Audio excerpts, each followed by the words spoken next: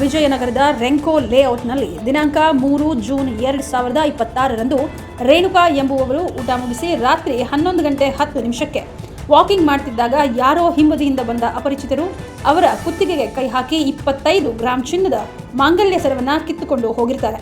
ಈ ಸಂದರ್ಭದಲ್ಲಿ ವಿಜಯನಗರ ಉಪವಿಭಾಗ ಸಹಾಯಕ ಆಯುಕ್ತರಾದ ಶ್ರೀ ಭೂದೇಗೌಡ ಬಿಎಸ್ ರವರ ಮಾರ್ಗದರ್ಶನದಲ್ಲಿ ಪೊಲೀಸ್ ಇನ್ಸ್ಪೆಕ್ಟರ್ ಸುರೇಶ್ ಎನ್ ಸಾರಥ್ಯದಲ್ಲಿ ಅಪರಾಧ ವಿಭಾಗದ ಸಿಬ್ಬಂದಿಗಳು ಈ ಅಪರಾಧಿಗಳ ಪತ್ತೆಗಾಗಿ ಕಾರ್ಯಪ್ರವೃತ್ತರಾದರು.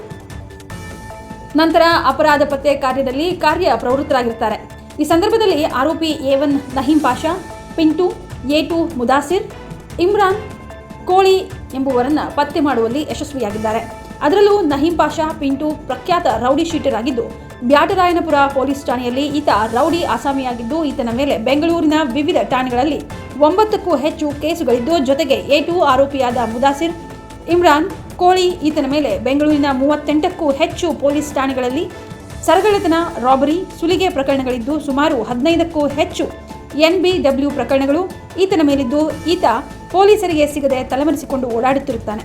ನಿಜಕ್ಕೂ ನಹೀಂ ಪಾಷಾ ಪಿಂಟುವನ್ನು ಹಿಡಿಯುವಲ್ಲಿ ಅಪರಾಧ ಸಿಬ್ಬಂದಿಗಳಾದ ಗಿರೀಶ್ ಕುಮಾರ್, ಚಂದನ್ ಕುಮಾರ್ ಮತ್ತು ಅನಿಲ್ ಕುಮಾರ್ ರವರ ಪಾತ್ರ ತುಂಬಾ ಸಾಹಸಮಯವಾದ್ದು. ಒಳ್ಳೆ ಡಿಟೆಕ್ಷನ್ ಅವರು ಚೈನ್ ಸ್ನ್ಯಾಚರ್ಸ್ ಒಂದು 2 ಜನಕ್ಕೆ ಹಿಡಿದಿದ್ರು. ಅವರು ಟೋಟಲ್ 7 ಕೇಸಸ್ ಡಿಟೆಕ್ಟ್ ಆಗಿದೆ. ಒಂದು ಬೈಕ್ 7 ಚೈನ್ ಸ್ನ್ಯಾಚಿಂಗ್ ಕೇಸ್ ಮತ್ತೆ ಒಂದು ಬೈಕ್ ಥೆಫ್ಟ್ ಕೇಸ್.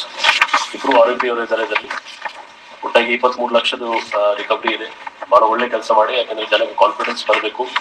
ಈ ತರ ಯಾವುದು ಇನ್ಸಿಡೆಂಟ್ ಆದರೆ ನಾವು ಯಾವ ರೀತಿ ಬಿಡೋದಿಲ್ಲ. ಟೆಕ್ನಿಕಲ್ ಆಧಾರದ ಮೇಲೆ, ಟೆಕ್ನಿಕಲ್ ಎವಿಡೆನ್ಸಸ್ ಆಧಾರದ ಮೇಲೆ ನಮ್ಮ ಕ್ರೈಮ್ ಟೀಮ್ ಅವರು DCP ವೆಸ್ಟ್ ಅಂಡರ್ ತುಂಬಾ ಚೆನ್ನಾಗಿ ಕೆಲಸ ಮಾಡಿದ್ದಾರೆ.